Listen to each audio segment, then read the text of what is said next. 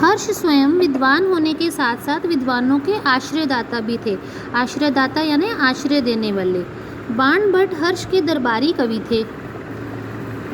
बाण भट्ट ने हर्ष के काव्य कौशल मतलब कविता करने की जो उनकी कुशलता थी, ज्ञान और उनकी मौलिकता की भूरी भूरी प्रशंसा की। भूरी भूरी मतलब बहुत अधिक प्रशंसा की। भूरी भूरी प्रशंसा करना यानी बहुत अधिक प्रशंसा करना।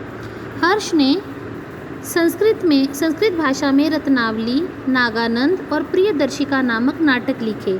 साथ ही एक व्याकरण ग्रंथ की भी रचना की। प्राचीन भारत की साहित्यिक समालोचना में हर्ष को उच्च श्रेणी का कवि माना जाता है। उक्त रचनाओं में, उक्त यानी जो ऊपर लिखी गई हैं, उच्च रचनाओं के अतिरिक्त कुछ अन्य निबंध हैं जिनकी रचना का श्रेय हर्ष को ही दिया जाता है।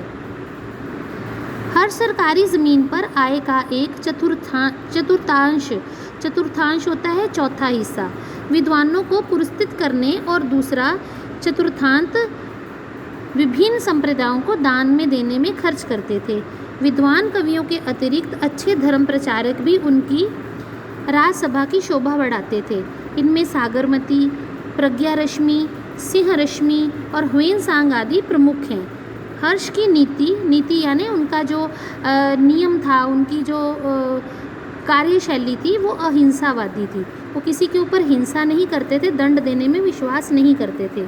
उन्होंने अपने राज्य में सर्वत्र मतलब सब जगह मांसाहार को निषेध कर दिया यानी मांसाहार को मना कर दिया। उन्होंने जीव हिंसा पर रोक लगा दी तथा कठोर दंड का प्रावधान कर दिया था। ये कहा था कि कोई जीव हिंसा करेगा, किसी जीव को मारेगा तो उसके लिए कठोर दंड का प्रावधान होगा। हर्ष के समय में वास्तुकला, शिल्प, गृह निर्माण के अतिरिक्त विविध कलाओं में भी भारत उन्नत यानी प्रगति पर था, अपनी पीक पर था।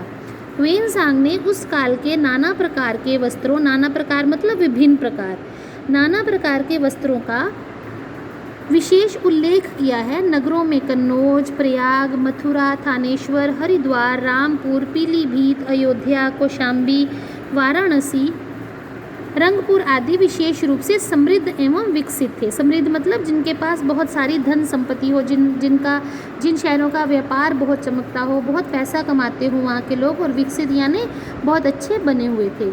ये नगर स्तूपों, विहारों, मंदिरों, अतिथि भवनों, धर्मशालाओं एवं सब प्रकार की सुख सुविधाओं से पूर्ण थे।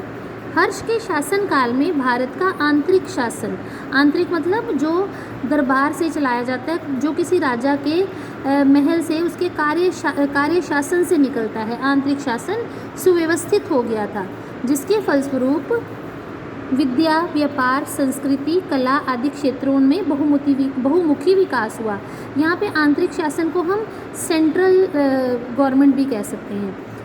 और पड़ोसी देशों में भी इसका ऐसा प्रभाव पड़ा कि वह लोग भारत को विवेक और संस्कृति का केंद्र मानकर अपने ज्ञान पिपासा होती है प्यास, यानी अपनी ज्ञान की प्यास को तृप्त करने के लिए यानी शांत करने के लिए, अपनी ज्ञान पिपासा को तृप्त करने के लिए इस पुण्य भूमि की शरण में आए।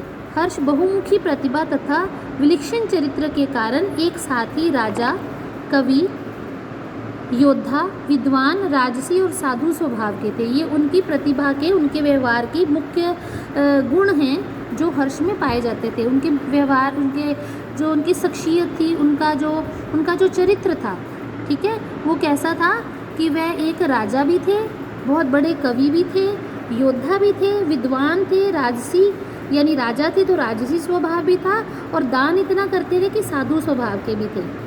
बौद्ध धर्म का अध्ययन पूरा कर चीन लौटते समय ह्वेनसांग ने कहा था, ये ह्वेनसांग की स्टेटमेंट है हर्ष के बारे में, पढ़ते हैं इसे। मैं अनेक राजाओं के संपर्क में आया किंतु हर्ष जैसा कोई नहीं। मैंने अनेक देशों में भ्रमण किया है किंतु भारत जैसा कोई देश नहीं। भारत वास्तव में ही महान देश है और उसकी महत्ता का मूल है उसकी जनता तथा हर्ष जैसे उनके शासक। तो ये था बच्चों राजा हर्षवर्धन के बारे में एक सीमित सी जानकारी। आगे हम इसका अभ्यास कार्य करेंगे। आज का चैप्टर यहीं तक, पाठ यहीं तक। धन्यवाद।